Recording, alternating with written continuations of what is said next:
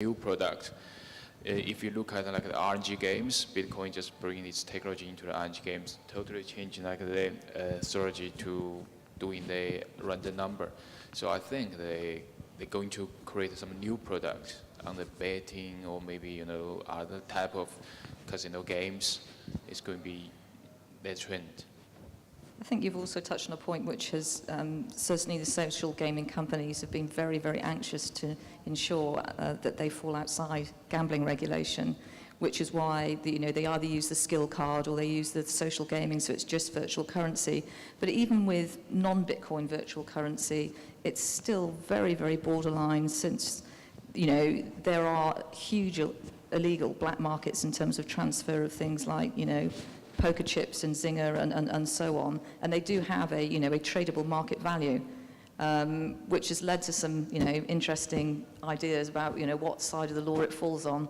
Because we had a computer hacking offence in the UK, but the person wasn't prosecuted under the Theft Act; they were prosecuted under cyber hacking offences. So there was some debate within that judgment as to whether it actually was actually money, and it was therefore capable of being stolen. I think there's a question in the back there as well. Well, excuse my ignorance on the subject, but what is backing Bitcoins? I'm sorry, could you repeat that, please? What is backing Bitcoins? What is bad? Backing. Backing. Yeah. Backing. Yeah. Actually, no, go ahead.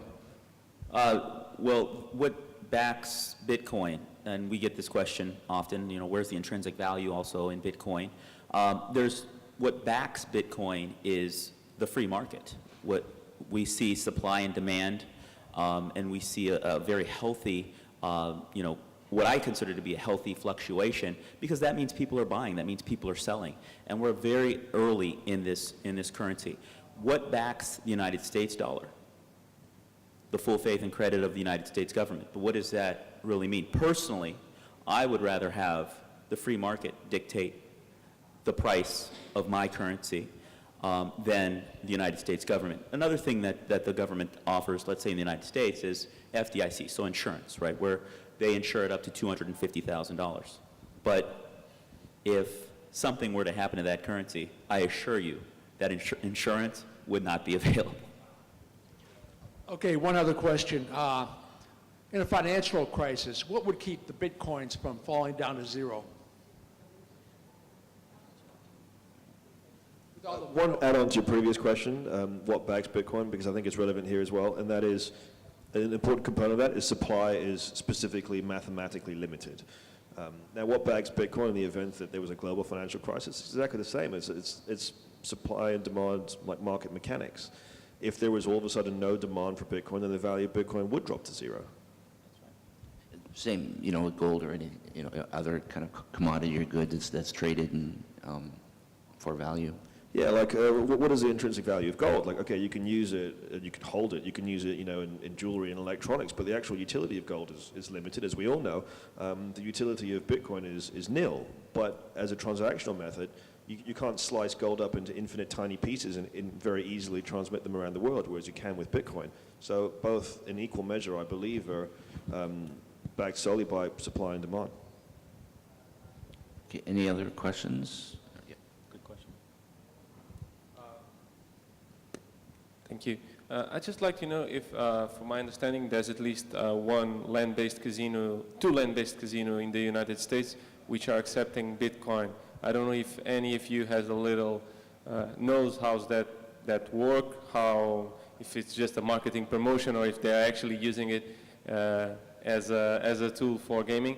And another thing, when you talked about land-based casino, you said because of regulatory issues, it would make more sense that the casino receives the Bitcoin, converts it into the currency, the game is played into the currency of the region, and then transferred back into Bitcoin. But I mean, for casino operators, say here in Macau, Baccarat which is the most popular game, the advantage of the house is very thin. If you add on top of that the currency exchange risk, what is really the benefit for the operator in there? If your margin over the game is 1.25, if you're adding the exchange risk, isn't that like too much for you to to really back this kind of currency in your operations and use it in your operations? Thank you. With regards to your first question, yes, that was more of a marketing ploy. They don't really use it in the games. They use it more so to book rooms and other services at the casino in the United States. So, we do see it coming there. But with regards to your second question, specifically regarding volatility, Jatine, you touched on it earlier. You want to? Yeah, just to touch on your first question as well, there was a company in the States, I think they still exist, called Bitcoin Backers, and what they did was basically you could send them Bitcoin and they would give you cash in a casino. I don't know which Vegas casinos they work with, but it was a small number of Vegas casinos.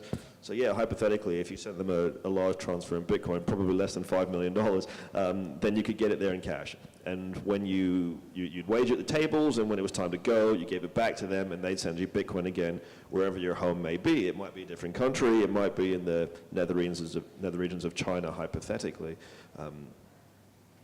But yeah, that did exist. And I'm sorry, I can't remember your second question at all. Oh, sorry, what are the benefits for the house if they're worrying about these currency conversion issues? And the answer is there is no benefit if they have to deal with these currency conversion issues. But the way you get around that is just don't transact in Bitcoin. Just buy and sell on the spot. So then you're not worried about fluctuation in value of currency. You're still gaming in dollars, euros, pounds, patakas, or whatever it is. And yeah, you don't need to worry about any currency risk. Push that risk all onto the player. Right, and to be clear on that, so a consumer comes and they want to play in, they want to use their Bitcoin to buy in.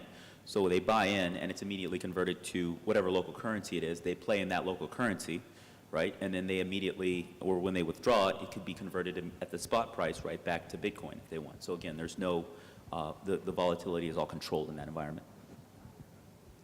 Okay, one last topic and kind of one of interest perhaps or not. Gambling and Bitcoin. We've talked about gaming, we've talked about it used as a means for payment and everything else.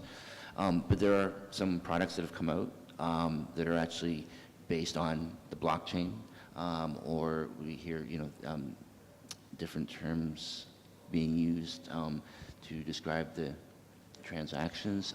Sorry, my mind just went blank there, but provably verifiable transactions